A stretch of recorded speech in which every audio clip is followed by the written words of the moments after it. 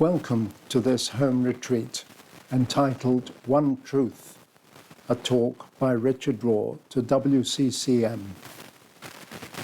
O God, come to my assistance. O Lord, make haste to help me. In this talk, Richard encourages and thanks the members of the world community of meditation for the gift they are bringing to our church, our countries, our world, and our history at this time. The gift is the experience of Christian meditation, in which the meditator comes to the truth of their own being before God. In that truth, they are free. Indeed, we are free because we can all come to that experience through our being. Richard illustrates this with a story.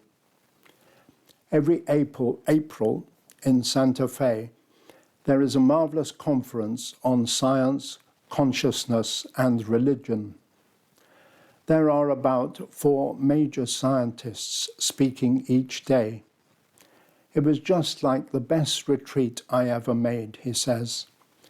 Anyway, it wasn't priests, lecturers, or theologians speaking to me, but scientists, who we used to think were the enemies of religion, as you know. But they are becoming our best friends and speak truth much better than many of us trained in theology. They have this wonderful ability to show there is one world, one truth. Maybe they have come to it through their own thinking, but they're coming to that same truth, but we are coming to that same truth through our being. It levels the playing field. We do not have to be smart. We do not have to have 2 PhDs. We just have to be present. Richard then speaks of a Jewish scientist who was speaking. He told me something I had never been told in all my studies of the Hebrew Scriptures. He pointed out the word that was unspeakable to the Jewish people, Yahweh, the name for God. You know, in Hebrew, the vowels are not printed, just the consonants, Y, H, W, H. You fill in the vowels. But the word was not only unspeakable because only the consonants were used in the spelling. He took it one step further. He pointed out that even the consonants used in the word Yahweh are, in his opinion, the only Hebrew consonants that do not allow you to close your lips. He just stood there in front of us. Yahweh,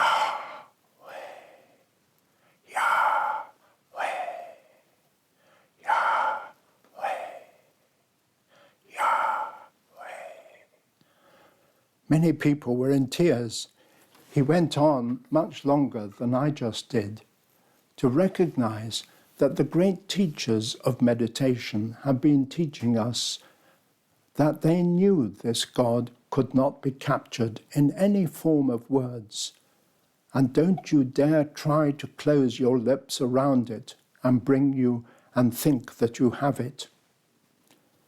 The identification of this word was with the very intake and exhalation of breath.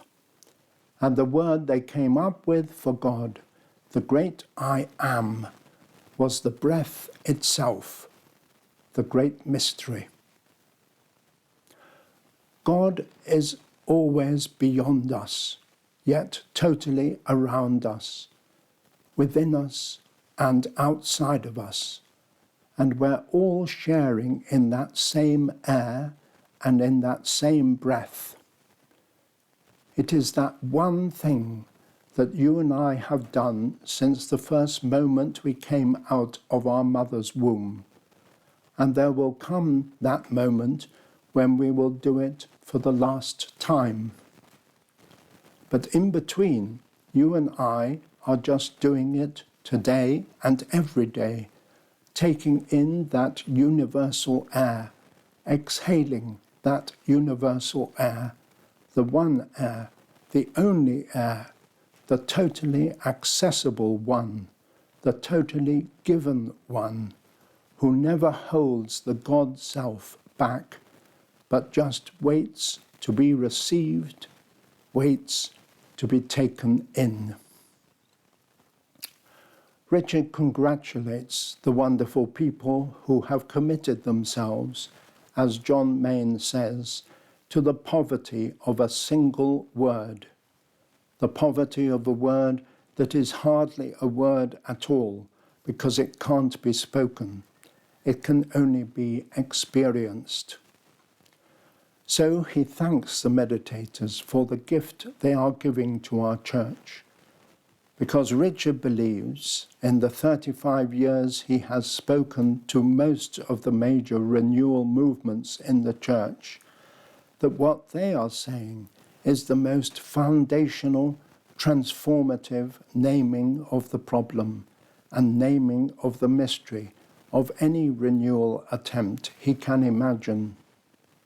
Because they are moving beyond forms to substance, beyond any attachment to forms, infatuation with forms, defending of forms, proving of forms, and going back to the poverty of a single word. How can anybody fight them? How can they call them heretics? They make it too simple. They make it too clean. They make it too honest. They make it too truthful. For years, we've quoted John's Gospel, where Jesus said, "The truth will set you free." And we've also learned that that line might well be better translated. When we think of truth, you think of something philosophical and theological and out there. But what he'd like to offer you is that what you are already doing is recognizing that honesty, and that will set you free. That he believes. All this sometimes highfalutin search for truth, where Richard sees people come to truth, people are absolutely honest. Honest, just honest. He has met a lot of holy people in his life, and they are always honest about what is happening. No pretense, no thinking they are more than they are. I am who I am, who I am, who I am. He has met himself naked underneath his clothes, and that is enough. That's what God loves. That's the self that you are going after. That's the self you are really needing. You will never feel enough. You will never feel like something great and glorious that you can prove to anybody else. But it is a place where you can rest. And it is a place where you can breathe. And it is a place where you can breathe free. And that is all that anybody really wants.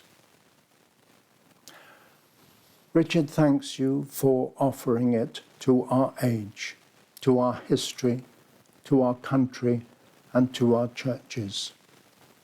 Thank you.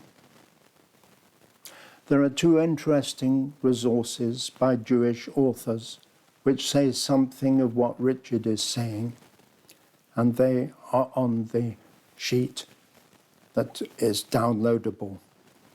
I also offer this clip from the Veritas Forum, and finally there is another video from Richard Rohr himself. Thank you.